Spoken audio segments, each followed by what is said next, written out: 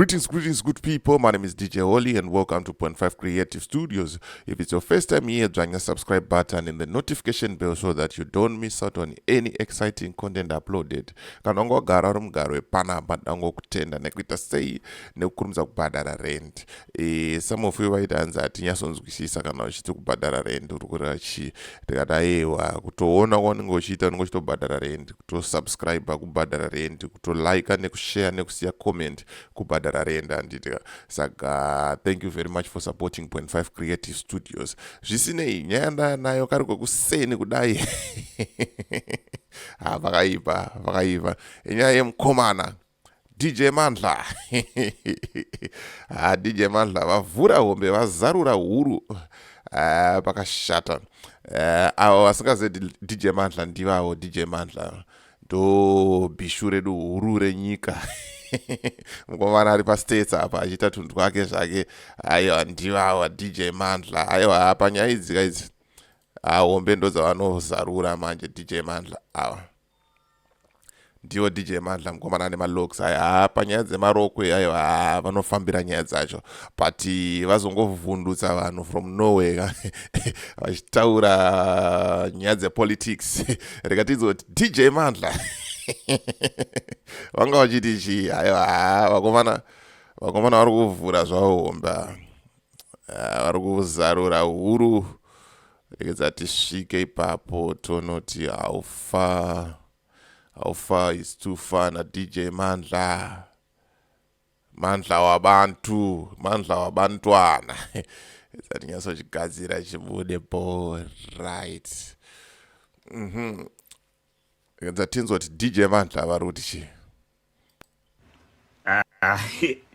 Mufunga titakapusa here vana veZimbabwe isusu nai Wicknell mari dzaari kudya idzi of course imari dzakabiwa nevanhu vose vachisheyana from President ED chitevera pana Chiwenga, after Chiwenga kotevera vana va ED ndombavha dziri kuba mari kuZimbabwe idzi kubva vapa Wicknell akapiwa ake mari akapiwa of course machenji akushana nawo achitengera vanhu mota achitengera vanhu nechichichichi de makatenga zvekuchipatara makaita kuparara nyato makaitawo kuti vanhu varapwe nechi makapawo maticha makabhadharawo chi maybe taimbonyarawo tinyarare but hamungangoti kwanzi mari inongopiwa munhu anosapota zvezano.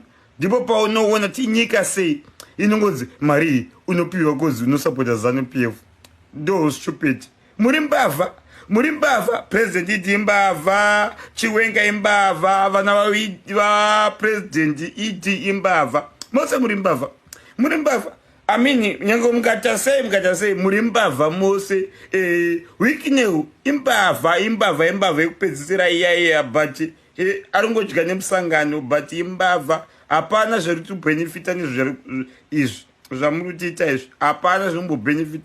Nyange mungavatengerawo neimba hatina basa navo isu vanhu vari kufa nenzara. We want people kuti vaone chikafu munyika, noti zvenyu zvamuri kuita izvi zvekupenga izvi. We want people kuti vaone majobs munyika, vaone mabasa, tiwane kurarama. Hanzi kana mufunga titakapusa ndofunga mango munzwira mukomana achipopota achipenga mukomana anzi penga udzoke penga DJ Madla ama1.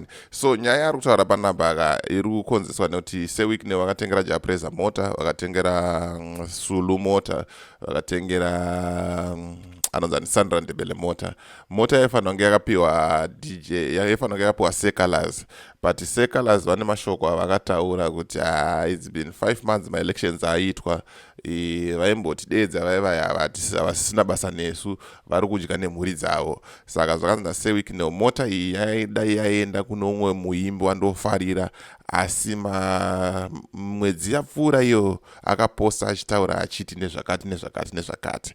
So DJ Madla vabatikana, varadza kubatikana vakati saka isusu tisiri vezanu PF hatisi kudya here. Varadza kubatikana vakagumbuka DJ Madla havasitomboda zvese izvozvo, saka vasvika pakutaura mashoko ekuti mukuru wenyika Imbavha, vachiwenga Imbavha, vana vaED Imbavha. The reason why vari kudaro ndewekuti mashoko akataurwa naHope weching'ono nezuro kuti mota dziri kutengwa naSewicknell dziri kutengwa kuma car sales evana vevatungamiri venyika, saka that's why he's getting it, because mari iri ngotenderera pachavo. Zvikanzi at least dai vakavakawo kana mahospital, kana vakatengawo maequipment, vakagadzisawo marodhi, taiona kuti pamwe zviri kuita sei zvinhu zviri kuenda kumberi. Saka ndokanyaya kanga ndangokuingirai zvamanje manje kudai so kariko kuseni. Kana une dhiri raunaro, une business raunaro rauda kushambadzirwa, namba dzangu ndodzodzi, ndibate then tiite sei tiite mutactic wacho. Saka as for me DJ Holly and the rest of the crew behind the scene, tunobatana muvhidhiyo rinotevera. Hanzi Imbavha.